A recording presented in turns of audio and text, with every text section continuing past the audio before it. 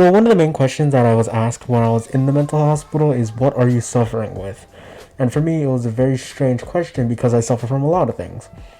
I suffer from a form of depression and some anxiety and some stimulus of psychosis, and at the same time struggling with an eating disorder as well as depression. I think I mentioned that already. I don't know. But my point being, I was struggling with a lot when I was sent into a mental hospital for my second stay. And in that second stay, a lot of stuff happened and not a lot of stuff got done. I was essentially taught nothing new, and I felt like the hospital didn't help me whatsoever. And so when I was admitted to another hospital for the third time now, I sort of just hit the books, minded my own business, talked to people whenever, but generally try to show that I don't belong here. And after almost almost four more, like, after those couple months, I was finally discharged and I came back to a world that had moved on from me. Now let me explain what you mean by that. So every day at school, granted I was in high school when all this was going down, my last year of high school actually, the second and third hospitalization happened in my last year of high school, but when I was admitted, I didn't expect there to be much of a difference from when I returned to school, when I was discharged and returned to school. But a lot of things changed. I would sit down at lunch and people would have formed their own new cliques.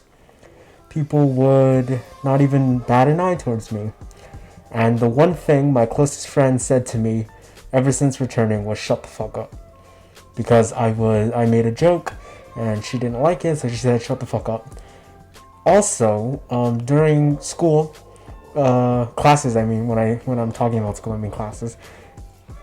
In those classes, when I tried to talk to my friends, they just ignored me.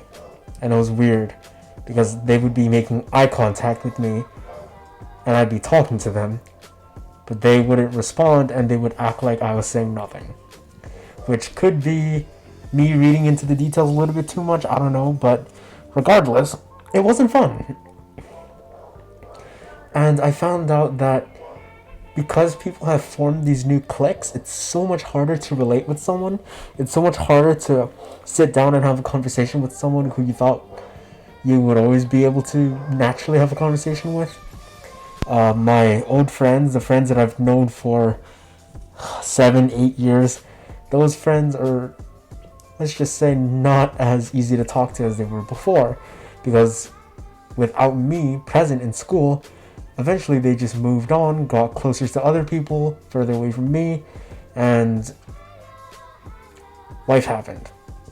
And I found out that it's a lot easier for me when I am just able to feel at peace.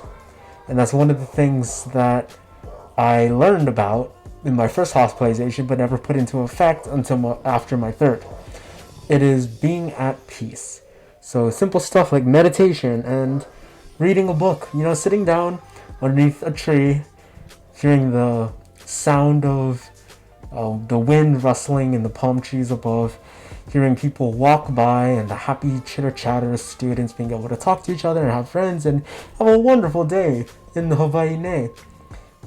And I'm just over here sitting underneath a tree enjoying the hell out of myself reading Arnold Schwarzenegger's Encyclopedia of Bodybuilding. And I felt more at home underneath that damn tree by myself than I ever did with other people ever since coming back from my hospitalization. Now, I don't hold that against them. I don't hate them. They were my friends. They were a part of my life. I love them. But they moved on from me. And it's something I have to come to terms with. And I did. I was happily sitting there by myself. They didn't talk to me much. But that doesn't matter that we had history. So I love them. But the time has come for us to go our separate ways. And I'm okay with that. They don't text me anymore. They don't, hardly any of them like my stuff on Instagram or Twitter or anything like that. I don't touch Snapchat anymore. But I figured that if they moved on, it's time for me to move on.